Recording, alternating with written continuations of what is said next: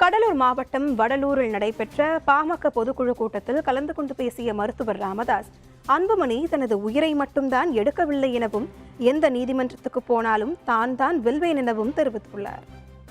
ஒரு துரதிர்ஷ்டம் சொல்லுவார்கள், ஏதோ சினிமாவில் பாட்டு, எனக்கு ஒரு மகன் பிறப்பான், அவன் என்னைப் போலவே இருப்பான்.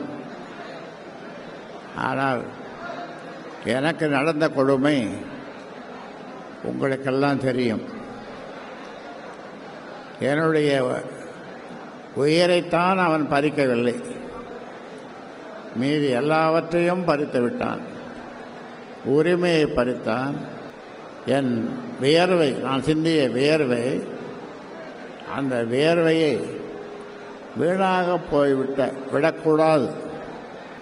அதனாலே உரிமையை இனி யாரும் பறிக்க முடியாது. எந்த சுப்ரீம் கோர்ட்டுக்கு போனாலும் பறிக்க முடியாது.